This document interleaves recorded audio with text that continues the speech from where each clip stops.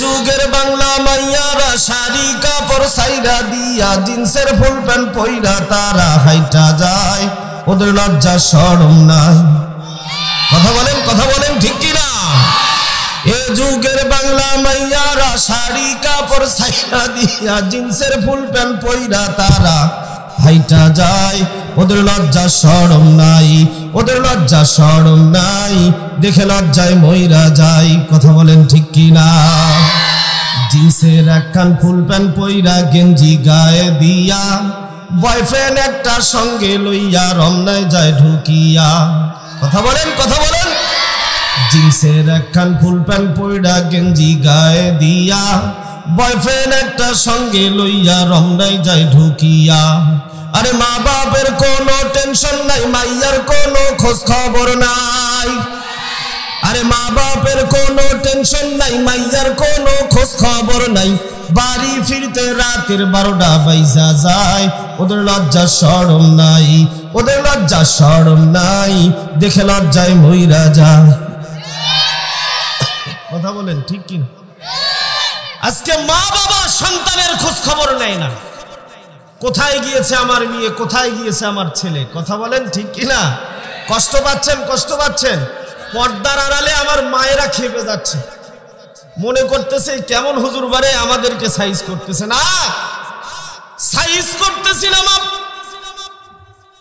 বাস্তব চিত্রগুলি তুলে ধরতেছি, সত্য কথাগুলি তুলে ধরতেছি, কারণ আপনাদের মর্যাদা রবের কাছেও বেশি, আল্লাহ রব্বুল আলামিনের কাছেও বেশি।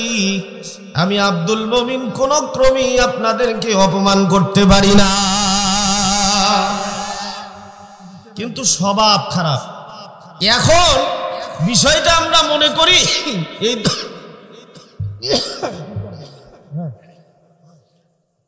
একটু ঠান্ডা,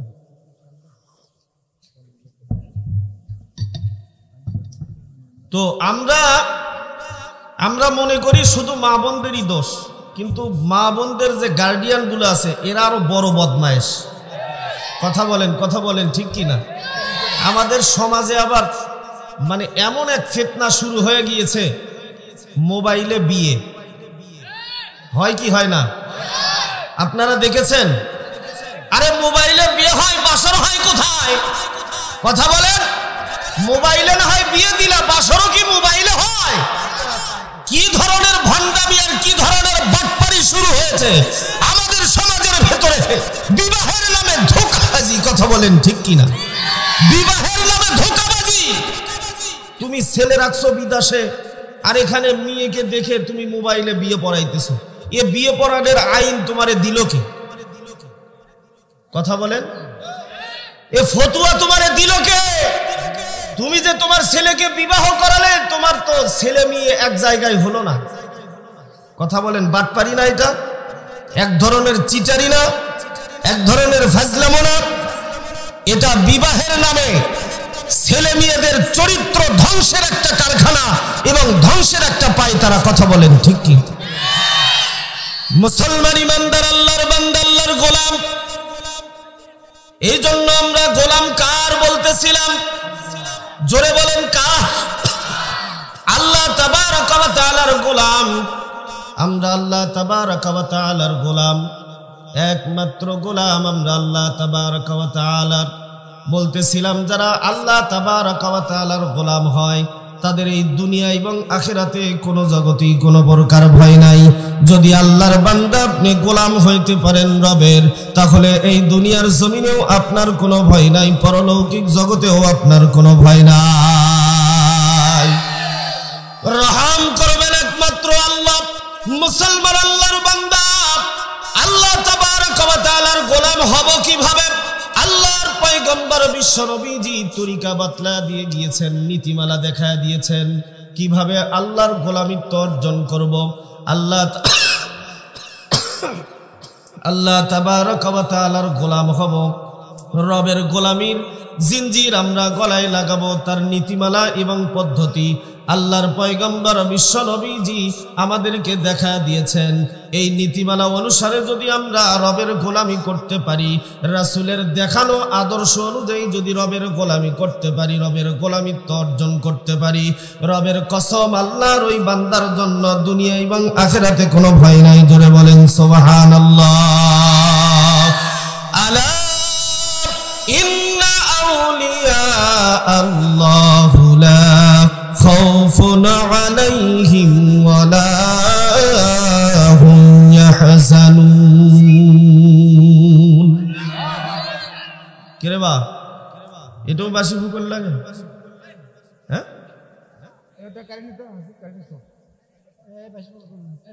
বলেন ভয় আছে? আল্লাহর গোলামের কোনো ভয় আছে? আর আল্লাহর গোলামেরা কখনো ভয় করতেই পারে না।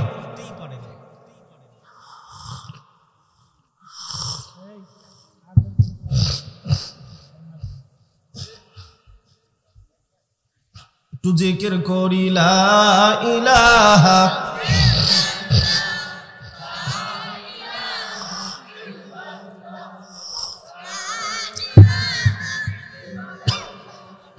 লা ইলাহা লা ইলাহা ইল্লাল্লাহ লা ইলাহা লা ইলাহা ইল্লাল্লাহ লা ইলাহা লা ইলাহা ইল্লাল্লাহু মুহাম্মাদুর রাসূলুল্লাহ সাল্লাল্লাহু আলাইহি ওয়াসাল্লাম। সম্মানিত উপস্থিতি, তো আল্লাহ তাবারাকা ওয়া তাআলা কালামে পাক থেকে একটি আয়াতে কারিমা তেলাওয়াত করেছিলাম, যে আয়াতে কারিমার ভেতরে আল্লাহ তাবারাকা ওয়া তাআলা বলেছেন, আমরা শুনেছি যে আল্লাহ তাআলা যে নিয়ামত দিয়েছেন, এই নিয়ামতের যদি আমরা শুকরিয়া আদায় করি তাহলে আল্লাহ তাআলা নিয়ামত আরো বৃদ্ধি করে দেন। সুবহানাল্লাহ বলুন। আর যদি নিয়ামতের শুকরিয়া আদায় করতে না পারি, যদি নাশুকরি করি, তাহলে আমার নিয়ামতটাকে আমার কাছ থেকে ছিনিয়ে নেওয়া হয় এবং আমাকে কঠিন আযাবে গ্রেফতার করা হয়। কি করা হয়? আমাদের আল্লাহ তাআলা যত নিয়ামত দান করেছেন, এই নিয়ামতগুলির শুকরিয়া আদায় করে শেষ করতে পারবো? আল্লাহর পয়গম্বর হযরতে মূসা আলাইহিস সালাতু ওয়াস সালাম আল্লাহ তাবারাকা ওয়া তাআলাকে ডাক দিয়ে বলতেছেন, মালিক, আমাকে যে এই পরিমাণ নিয়ামত আপনি দান করে দিয়েছেন, তার একটি মাত্র নিয়ামতের শুকর আদায় করতে পারবো না আমার সারা জীবনে। একমাত্র শুধুমাত্র একটি নিয়ামতের শুকরিয়া আদায় করে আমি শেষ করতে পারবো না। আপনার শুকরিয়া আদায় আমি কিভাবে করব, কোন জবানে করব, কোন ভাষায় করব আমার জানা নাই। কিভাবে শুকরিয়া আদায় করলে আপনার নিয়ামতের শুকর আদায় হবে আমি ভেবে পাচ্ছি না, আমার জানা নাই কিভাবে আপনার শুকর আদায় করব।